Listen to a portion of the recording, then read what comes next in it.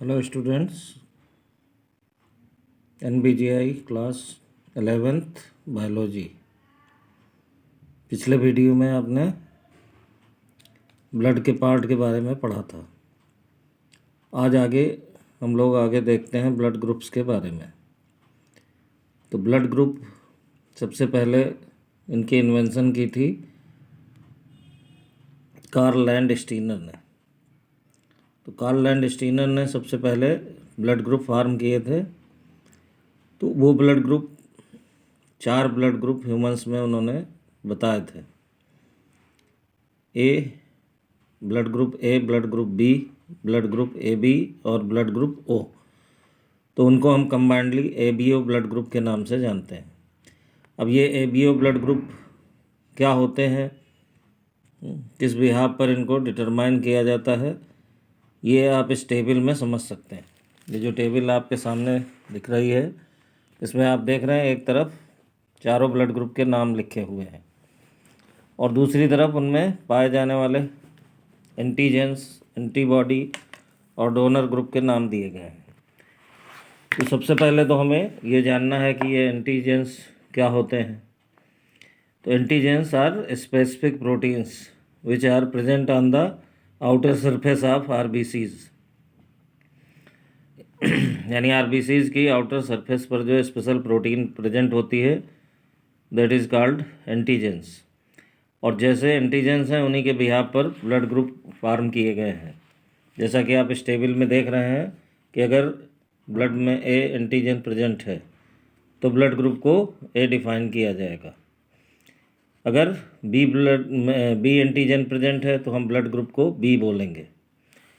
But अगर A और B दोनों एंटीजेंस प्रेजेंट हैं तो ऐसे ब्लड ग्रुप को हम कहते हैं AB।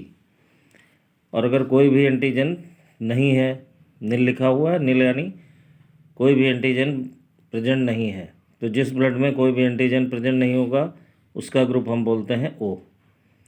तो ये तो हो गया तरीका कि हम किस तरह इनको फाइंड करेंगे।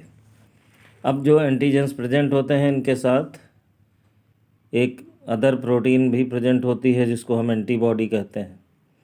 तो एंटीजेंस को आपने देखा कि वो कहाँ पाए जाते हैं, RBCs की मेम्ब्रेन से जुड़े हुए आउटर सरफेस पर प्रेजेंट होंगे। और एंटीबॉडीज़ कहाँ होती हैं, ये प्लाज्मा में डिज़ॉल्व फॉर्म में होती हैं और इनकी अपनी एक पेयरिंग होती है। जैसा कि आप यहाँ देख रहे हैं कि अगर एंटीजन A है तो उसके साथ हमेशा एंटीबॉडी B रहेगी। अगर एंटीजन B है तो उसके साथ एंटीबॉडी हमेशा A ही मिलेगी। और इसी तरह अगर एंटीजन A और B दोनों प्रेजेंट हैं तो ऐसे ब्लड ग्रुप के पास कोई भी एंटीबॉडी नहीं होगा। और जिस ब्लड ग्रुप के पास कोई एंटीजेंस नहीं होता है उसके पास एंटीबॉडी A और B दोनों प्रेजेंट होते हैं। तो ये जो 2 ब्लड ग्रुप हम देख रहे हैं AB और O, इनमें एक एक चीज़ नील दिखाई गई है। अगर हम AB की बात करें तो AB में एंटीजेंस दोनों हैं बट एंटीबॉडी कोई भी प्रेजेंट नहीं है, तो इसीलिए हम इसे यूनिवर्सल रिसेप्टर कहते हैं। यानी ये सभी ब्लड ग्रुप से ब्लड ले सकता है। और इसी तरह से जो O ब्लड ग्रुप है जिसके पास कोई एंटीजन प्रेजेंट नहीं होता है लेकिन एंटीबॉडी A और B दोनों पाए जाते हैं, इसको हम बोलते हैं यूनिवर्सल डोनर। तो इस तरह से एक यूनिवर्सल डोनर है और दूसरा यूनिवर्सल रिसेप्टर है। तो O ब्लड ग्रुप को हम यूनिवर्सल डोनर कहते हैं और AB को यूनिवर्सल रिसेप्टर कहेंगे।